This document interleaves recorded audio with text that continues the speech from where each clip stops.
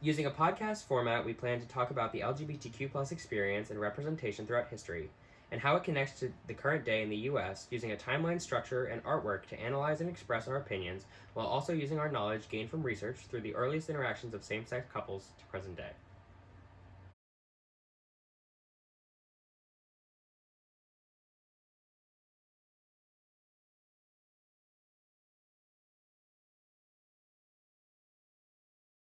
So what are some of the first interactions that we see regarding homosexuality historically?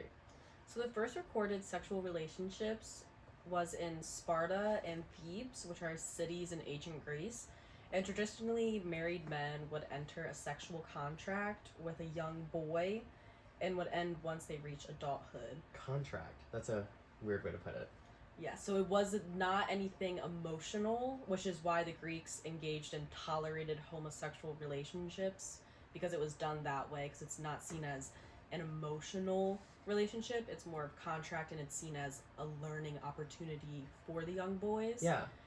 Which then takes you deeper in to Spartan wives on their wedding nights. They would have to dress up as a young boy to help their husbands transition from homosexual relations to heterosexual relations, because they were exposed to sex and that kind of adult. Yeah. No, I understand that, because that sounds almost like a lot to put on the wife.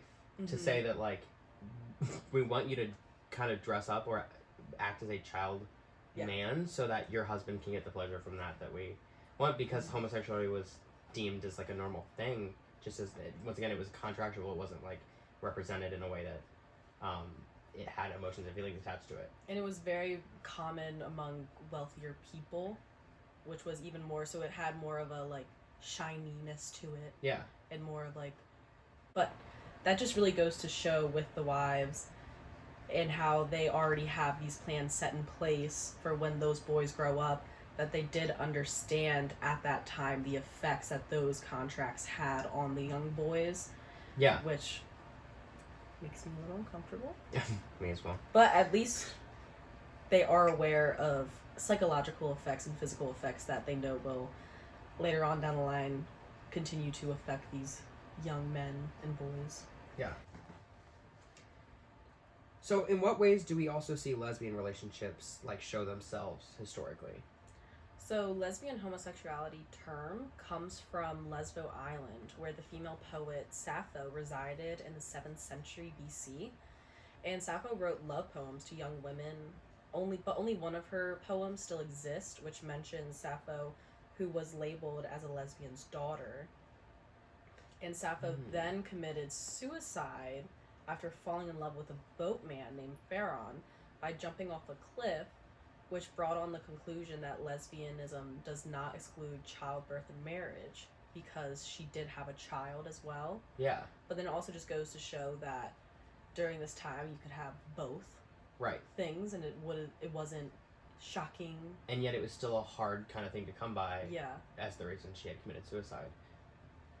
That makes sense. Because she has had both sides, and they both were tumultuous in their own ways. Yes. Yeah. So I know that philosophy and, like, philosophers were, like, a big thing, obviously in these times as well. And so I'm sure that they had something, like, wise or progressive to say about it. What do you have on that? So Plato's Symposium's legendary Aristophanes playwright declares that there are 3 genders, explaining female, male, and hermaphrodite, that had 4 legs and arms and other organs, which Zeus punished for fighting against him by cutting them in half.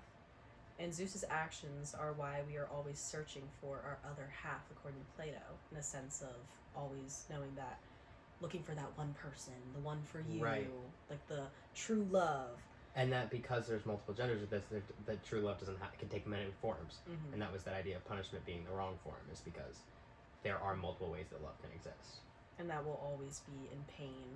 Yeah. Searching for that other half that was taken away from us. Very. Which was ahead of its time.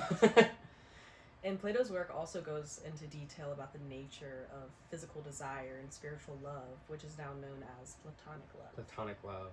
Oh, that makes sense. Mm-hmm.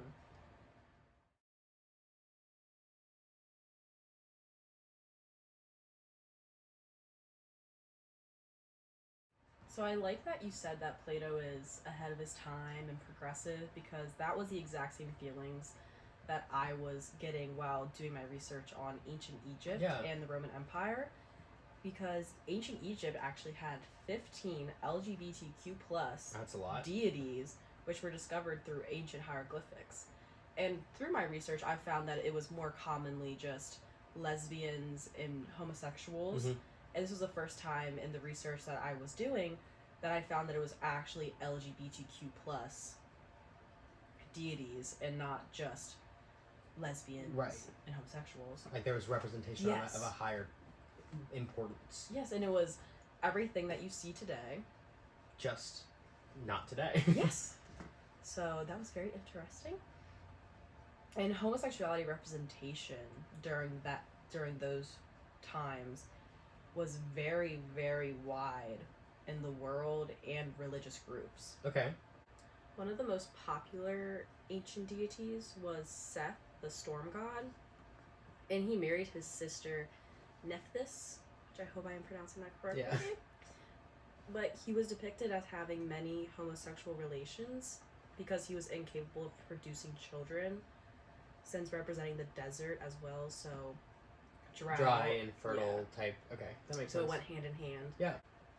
Having this figure for men during this time, it also goes to show that even if you are infertile and incapable of having children, there are other outlooks and other things you can do to get past that. Right.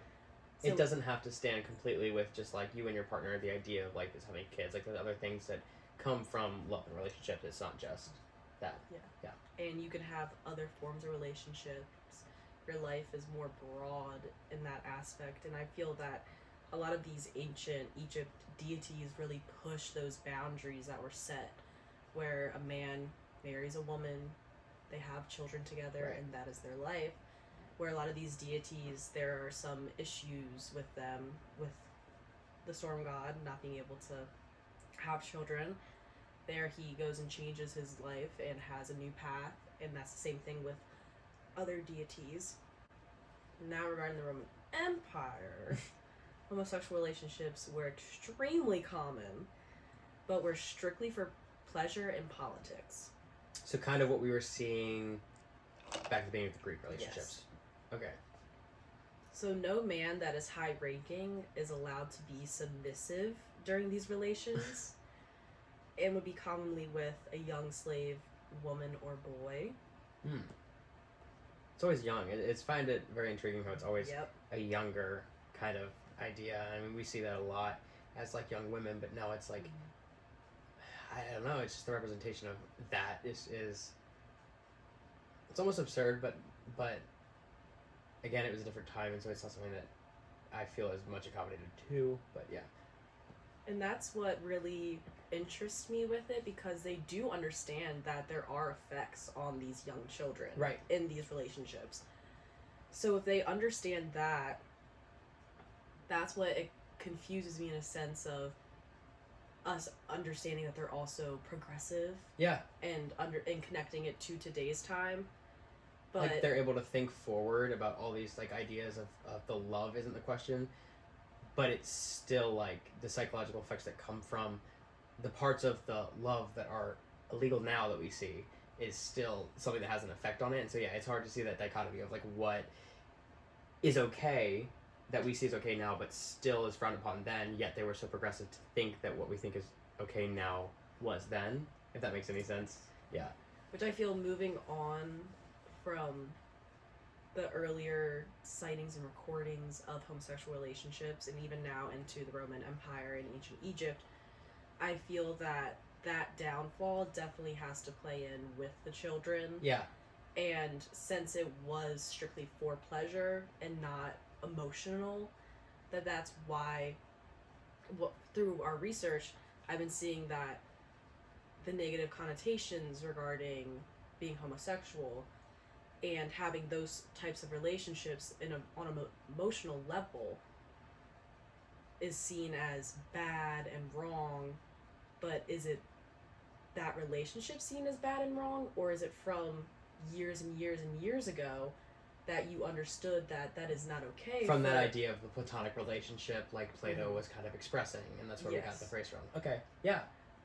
That is intriguing. And it also goes with men in society standards having to be strong. Yeah. You can't, you love your girlfriend? That's not good. And these ideas of generals that will be something that we will talk about. Yeah.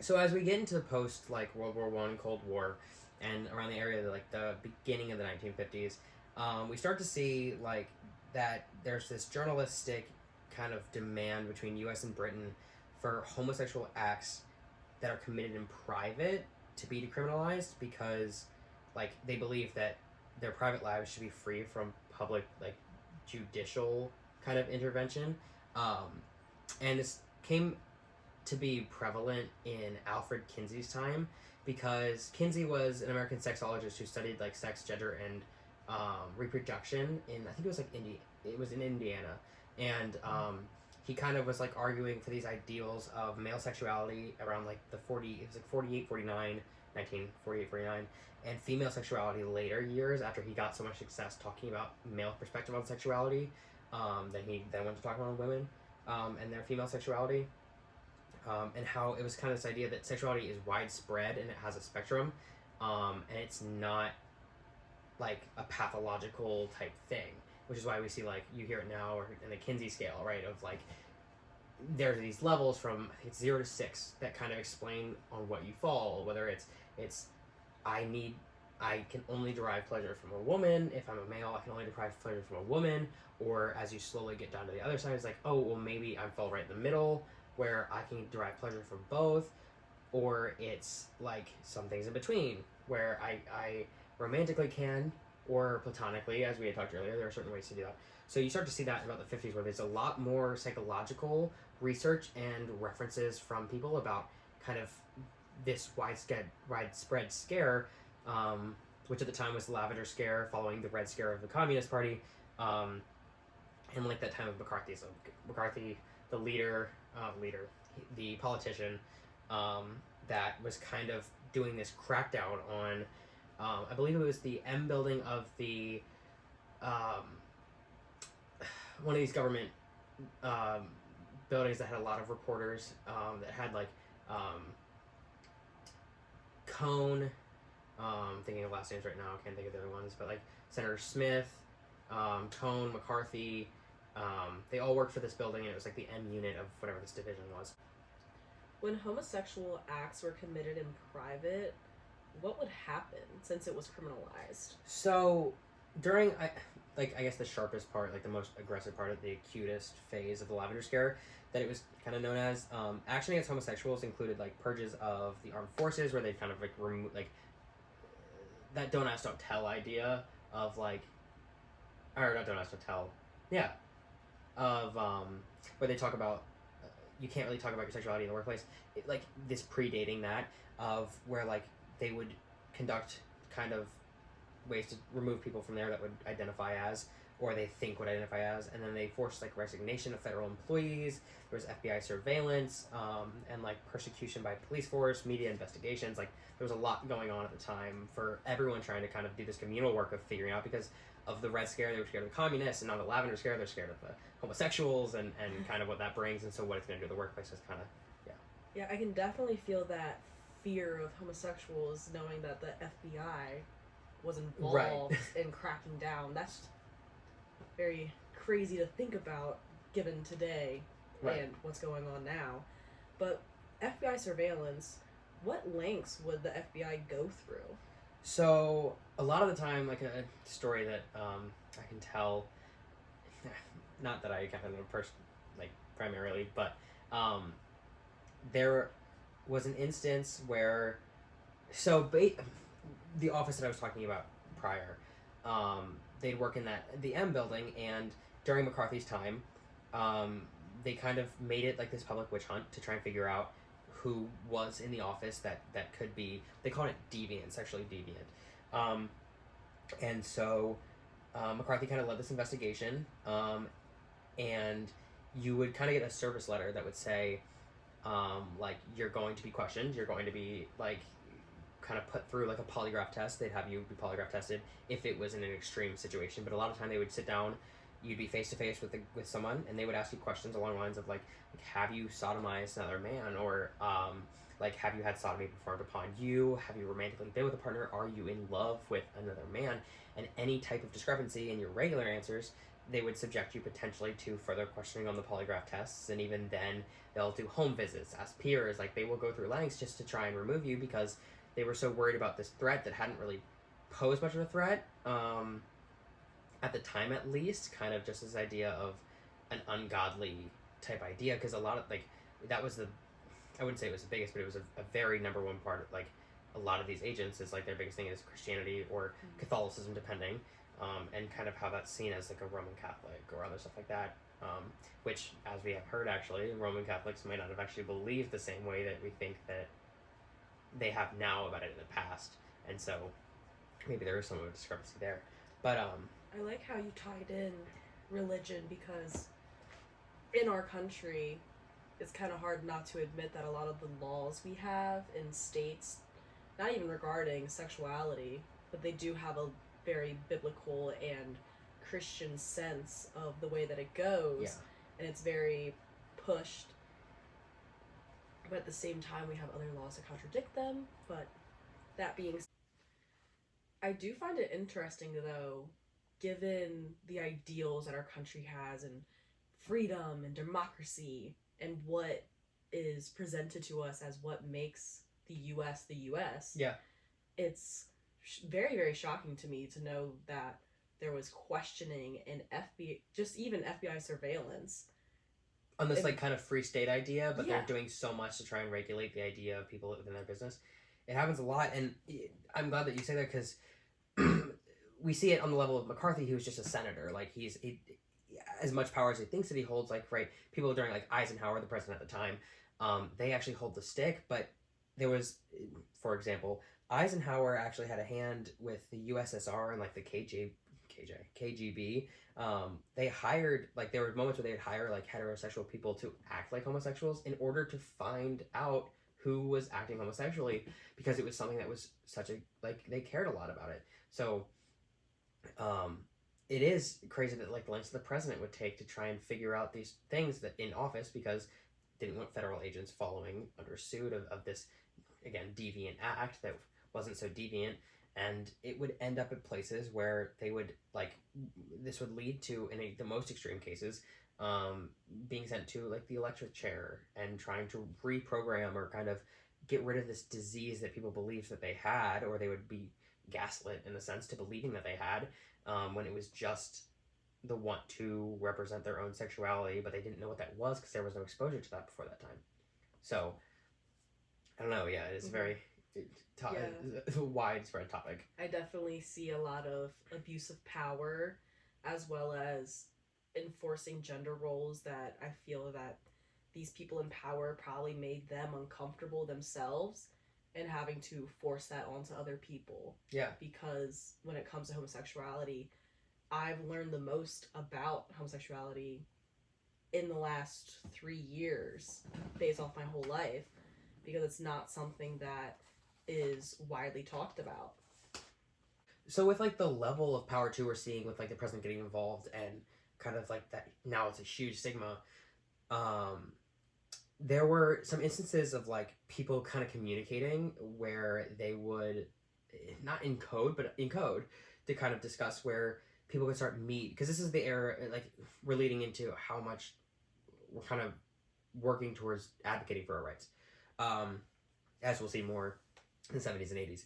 But there was like a Swedish magazine that found ways to communicate and discuss where to meet with other people in order to, now I say Swedish magazine, I don't know specifically what the interpretation of like whether it was a Swedish origin or it was people that kind of just happened to read that, because it's not as broad a magazine in the U.S. at the time of these very hard, heavy beliefs. So, like, people might not be reading it as much, which is why they had more exposure to the minority individuals. But they discussed where to meet to stage like political agendas, and so they wanted to fight against this idea of like work, family, and the fatherland. And this was similar things that we see amongst other homophile organizations, like the Mattachine Society was in, I believe, Los Angeles, and in that area at least, and it happened amongst like cells in revolutionary lines around like Marxist areas. And it called for this movement of gay people to like challenge anti-homosexual legislations, and that was really like one of the spearheads into what we see in the Stonewall in the 70s and 80s.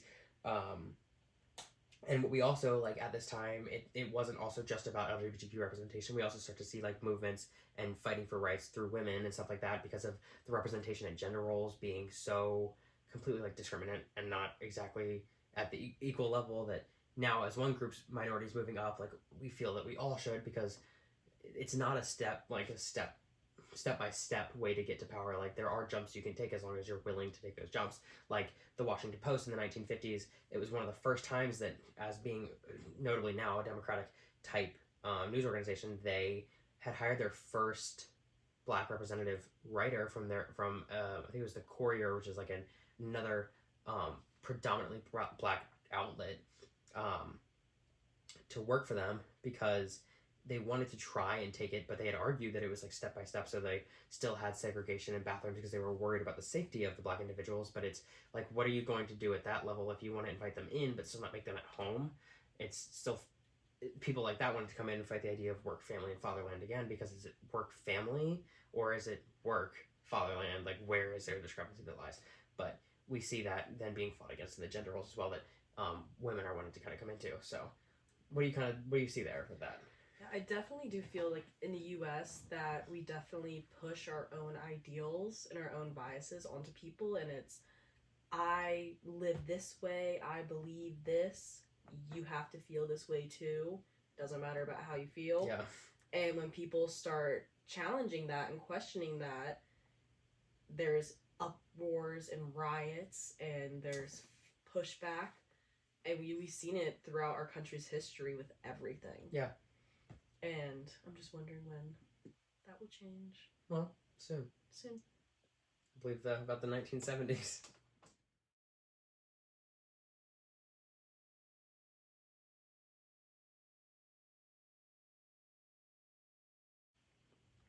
So with the pictures that you can see on screen, one of the biggest things around the 1970s and 80s is we're getting into with this like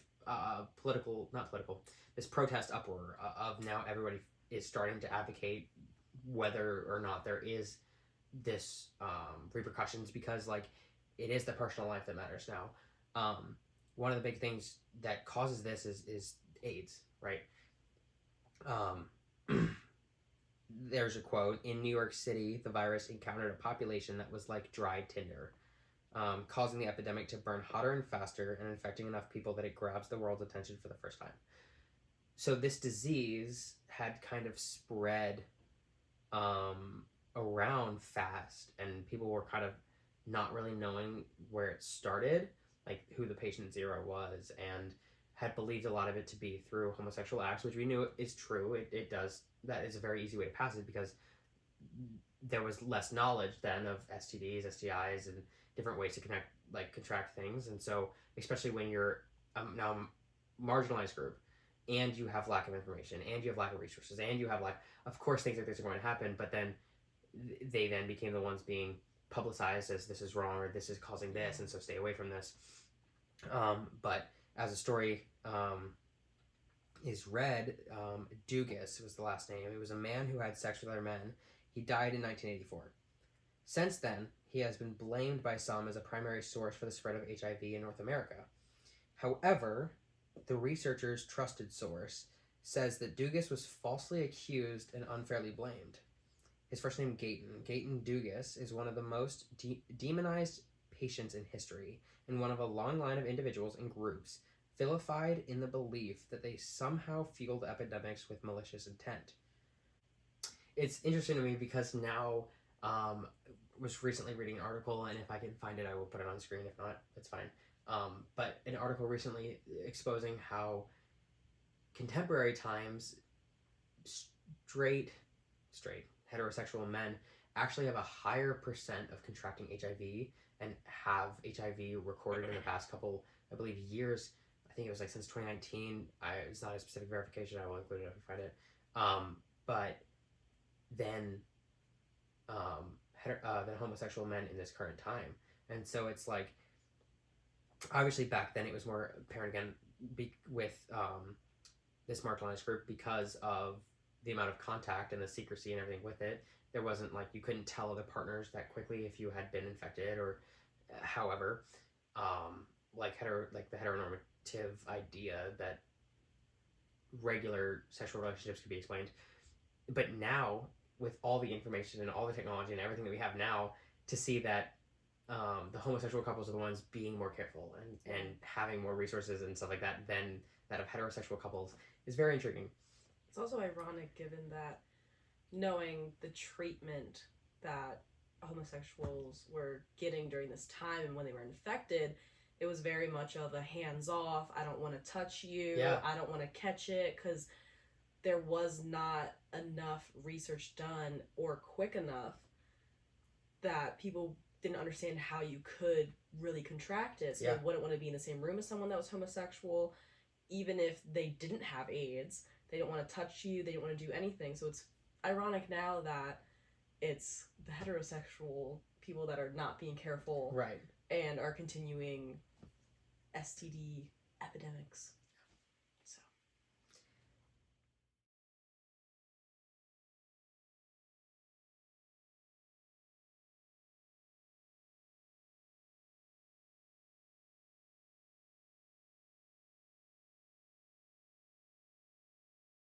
Around this time as well, we had seen the Stonewall riots, which is one of the, in LGBTQ history, if you don't know, you do know, it is one of the biggest kind of representations of what matters to us in a democracy. What, I say us as a fellow member myself, but what matters in getting rights and liberties as a human in the US, right? Like, we are allowed fundamental rights. And so this is one of the moments where you start to see the first biggest documented U.S. gay rights organization called the Society of Human Rights. It was founded in about 1924, I believe. His name, Henry Gerber. He was a German immigrant. And this group didn't last long because police raids kind of forced them into like scarce capacities. And so they were disbanded about 1925, but it was a little late, I guess, by the police because they had published several like newsletters called talking about friendships and freedom, and it was the first like gay interest newsletter, and this kind of stemmed this idea of like, we can have a voice and we can speak, whether it's on paper, whether it's in person, whether it's at riots, whether it's physical, whatever we need to do to make it known. Do you feel that being created was really a stepping stone in America, in American culture and society as a whole regarding the LGBTQ plus community to get to where we are today regarding media and representation 100%. And having pride and marches 100%. And celebration? Yes. I think that in its hand started the advocacy that we all are allowed to have today. I 100% agree. Because you start to see that, good point, you start to see how from this first newsletter, there's another one formed it's a lesbian rights organization group formed in, I believe it was San Francisco. I want to say 50s to 60s actually. So I believe it was before Stonewall, because Stonewall was 1969. It's called the Daughter of Bilitis, and that Mattachine Society that I referred to earlier. They staged like a sip-in where they openly declared the sexuality at bar staffs, to like two bar staff, to have them like turn them away, and then would sue the establishments who did that because it's in violations of rights as we had just fought for and wanted. because the Commission on Human Rights had ruled that gay individuals have the right to be served in bars. As that happened, you see the police raids start to reduce. You see a start to a little bit of change, but it's still not long from one. Like, we still have so long to go. And as we still feel now, there's so much to still fight for. And it's great that people kept fighting and pushing so hard in the face of all of the... Yeah. I mean, I couldn't even imagine. Going, like, genuinely going against the grain and having no one with that hard of a response. To, like, not having as big as a groups that you do now today during riots and marches backing you up and there to get your back. Yeah. It's really brave and... 100%. Yeah. Admirable. Admirable. That was the word I was looking for.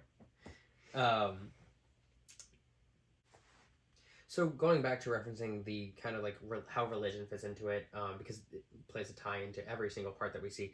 As we get into the Supreme Court's decisions regarding legalization of anything in reference to same-sex individuals, we see society start to, and SOCO start to abuse religion to kind of fit these homophobic narratives through these legislation and like things that we do daily. And for like examples of Masterpiece Cake Shop, where certain customers were not allowed to or would not be sold to get cakes for weddings if they were homosexual individuals and they wanted like a man and a man on top of the cake, or to women. These companies would refuse to give patronage to them because they were homosexual individuals, and they did it on the basis of believing that it was against their religion. And so we see that kind of start to have a really big effect.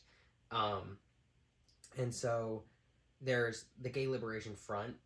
It was kind of during the biggest part of these movements. It did, again, all these these groups tend to end in a couple of years because of how hard they're fought against, but they were like political radicalists that were facing like, they had seen that gay movements were facing serious organizational problems, and people would start to fight over these idea of identity-based politics, where it wasn't like specifically we now no longer were fighting just a gay rights movement. It was now gay rights and women's rights and black rights and Asian American Pacific Islanders and all of these other marginalized groups, which is great when we all want change, but then it brings us against each other, because now we're trying to fight and argue and say which one matters more than the other when they all matter equally the same. And so we start to see that, and so the Gay Liberation Front kind of stepped in and was like, they were one of those figureheads of saying like, we need to kind of band together and at a time figure this out. And for their name being Gay Liberation Front, I kind of put that as the figurehead of why Stonewall and why the gay rights at that time was the most important thing, as well as the AIDS and everything like that was going on. Another thing that I do want to point out is, as we're in the 70s and 80s, there wasn't an effort to, it wasn't the time where we started to see the legalization of marriage. It was more so just the representation of the rights and like safety and autonomy of these individuals. And so the 1990s is kind of where we start to see that effort to legalize same-sex marriage. You see it in Massachusetts, I believe, is one of the top ones. Hawaii, I believe. Yeah, in the 1990s, the Supreme Court of Hawaii heard a case in which the plaintiffs claimed that the state's refusal to issue marriage licenses to same-sex couples abrogated those individuals' rights to equal treatment under the law. The state, in return, argued that it had a compelling interest in preventing same-sex marriage because it would inherently damage the public good. What do you think about that? Damaging the public good for same-sex marriages. I feel that the only harm being done is not passing legislation that will allow their citizens to freely and openly be themselves. Yeah, no, and that would be the thought that I would think that most people would think. But as we get into 1996, the Defense of Marriage Act defined that marriage by the federal government was only between a man and a woman, thereby allowing states to deny marriage equality. And so we then don't really start to see much as the end of the 90s, but then as we enter the new 2K era, as we enter Y2K, we start to see Massachusetts being the first state in, I believe it was November of 2003, that legalized same-sex marriage. It was this court ruling, I don't know too much about the specifics, But on the federal level, there were still kind of complaints about it, and so President Bush issued a statement in, I believe it was February of 2004, talking about his opposition to same-sex marriage. So then we start to see a constitutional amendment that would define marriages between a man and a woman again, not allowing Massachusetts to have done this landmark decision. And that kind of leads us into this like dissonance until we get into 2013, really when we get into President Obama's leadership, and then starting to get into his activism for it. And activism is a loose sense of the word, because I still feel it was the people that represented it, but he made the effort to try and fix it.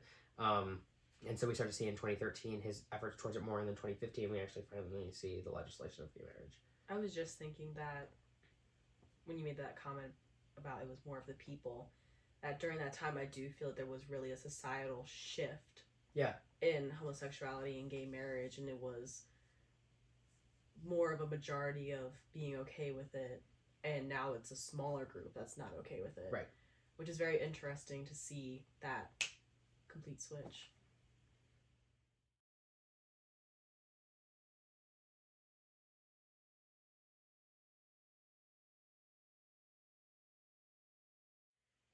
So as we're now in contemporary times, closer to contemporary times, 10 years, Obama's in presidency 2008, and right as he's, not right, I wouldn't say right as, but basically right as he's kind of in office, we start to see more acquisition of marriage rights, because we kind of achieved this equality in 2008. It was dismantled again by the passage of Proposition 8, which was like a ballot kind of that updated the Senate Constitution to define marriage as between a man and a woman again, as they're still fighting this battle years and years. But then President Obama kind of declared the Defense of Marriage Against Marriage Act unconstitutional, and then the Justice Department stopped defending it in court, and so the Supreme Court advanced marriage equality through key decisions then around 2013 that were spearheaded by Obama and his kind of hand in this play. And then we go forward and we see that gay marriage is finally legalized in June of 2015. And so that's like really the stable point of like, we have rights. And I think that for me, one of the biggest times that I'd seen this was, I really liked, as much as I don't think that it 100% represented how like political and things that happened in society were, the show The Fosters. I remember there was a big episode where it was the day that it got announced to be legalized in California. The two main wives on the show that were fostering all these children, that's the name of the show, they had the marriage episode the day after, and they didn't even know because they'd already like pre-recorded, but they like had that marriage episode come out the day after it got legalized. So it was like this really big thing, and that was like my biggest first introduction into where we were in contemporary times, even though I was 10 at the time. So, and that show is a show that has two moms, and they have transgender representation on it, which was very new to me, because I'm pretty sure I was in middle school around that time when the transgender representation came through on the show, and it was like just eye-opening and world-opening, and it was really great and informational regarding the LGBTQ plus community through that show, which also helped kids understand it in a lighter light. And that all goes back to that concept that you had said, where I believe that Stonewall movement and the start of advocacy now kind of shows us that we can advocate in other platforms, whether it's news and now in the media and now in television, where it's like, these are things that matter to people, and we can say that in any form, and it's as long as we're willing to take that stand and be an advocate for ourselves, or for everybody else. The media started to portray moments like that, where it's like, this is something that matters, and then it happens. I feel that it was such a landmark that we had gay marriage legalized in 2015, but in 2022, worldwide, there are 68 countries that still have homosexuality criminalized. 68 is a lot. What are some of those countries? Most of them are located in the Middle East, Africa, and Asia. So in 11 countries, the death penalty is imposed, or at least a possibility for private, consensual, same-sex sexual activity. So a few of these countries are Iran, northern Nigeria, Saudi Arabia, and Somalia. Yeah, so that it is that Middle East area, okay. Yeah.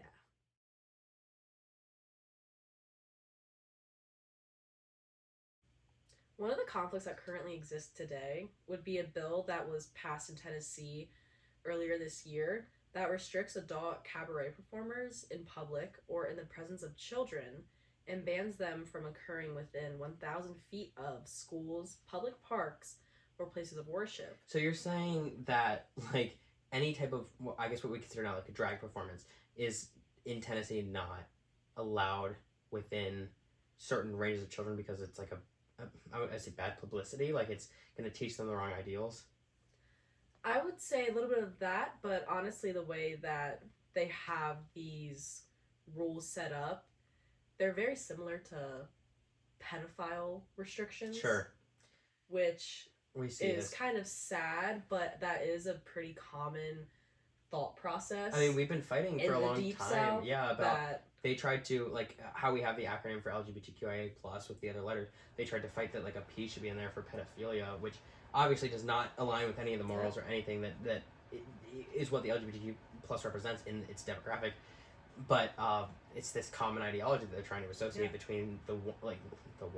It's not the word I want, but like this idea between relationship with children, which we have talked about historically being a thing, but obviously contemporarily we know that that's immoral and not something that we want to associate. So I don't understand why it's now outdated. Yeah. Like they pick and choose the ideas between when they want to associate these ideas of historical context, but then they still choose not to associate with some of the historical context, or else it would have been not as frowned upon to have same-sex relationships. So it's interesting. That was exactly my thought process, that if you're going to bring in pedophilia into the mix, then you have to admit everything else that was happening during Egypt and the Roman Empire and everything happening during those times. If you're going to bring up that, then you're going to have to bring up everything else with it. Correct. Which they're not willing to do. Correct. Now, this bill was passed alongside separate legislation that bans transgender minors in Tennessee from receiving gender-affirming care like puberty blockers, hormones, and surgery. This hospital was actually the first hospital in the nation to start sexual reconstructive surgery, and then soon after, they decided to halt it due to mental health concerns, which, in my opinion, with sexual reconsignment surgery, hospitals, even during this time, because this was during 1971 when they first halted it, I do not believe even today that hospitals are fully equipped enough with the mental health team that is required to go through that surgery, because it's you are completely changing your body.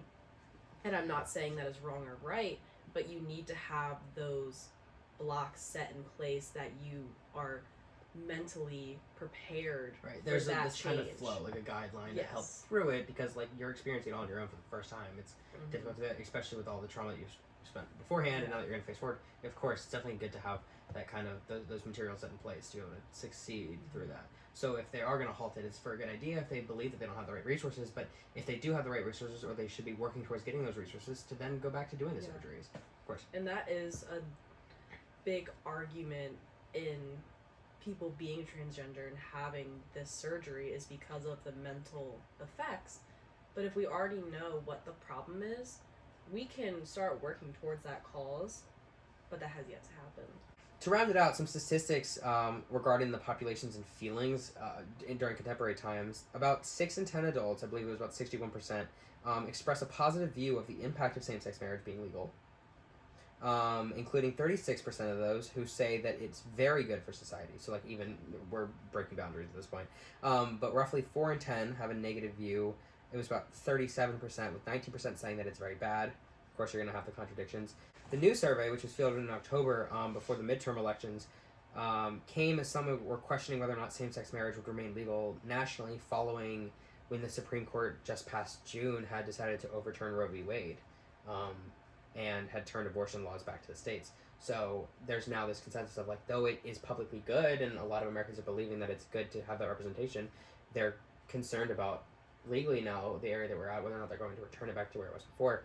And we see this again with more statistics of the impact being almost unchanged since 2019, but there's been even more increase that we've seen in the past 2 decades. As recently as 2004, nearly twice as many Americans opposed than favored allowing gay and lesbian people to marry legally. But now by 2019, public opinion has reversed with, again, 61% in favor and 31% opposed. And so this is kind of what we see going forward, is right now we're in this, like, stance of we're fighting, again, for rights. Not as hard as we had fought before, but now it's trying to keep them in place. Yeah. We want this steady incline of, like, we want to keep growing our rights and everything becoming more normalized, but we're seeing harsh pushbacks politically with the overturn of Roe v. Wade recently, and potentially the same-sex marriage laws again, because I don't believe that the representation of the numbers that want to be represented are advocating enough anymore, because we feel like the war has been fought and won, but it's never really over, and so we have to keep fighting. I believe this situation that we're in right now of trying to keep our rights and things that were voted on by the people is definitely looking on it on a macro level. Yeah. Because as soon as these bills get passed, since it was so hard in the beginning to get it passed because it was seen as unconstitutional, if you are passing a law that could be seen that way, or in the future people are not going to agree with it, we should have laws in place already then that protect those bills. I completely agree. And that'll be it for this podcast. Thank you for listening. Thank you for listening. And catch you next time with maybe something that maybe we'll do one on women's studies. Yeah, I can talk further about that. So could I. Hope your minds were opened. And hope they stay open. And I hope you got a lot of information. And happy holidays. Happy holidays!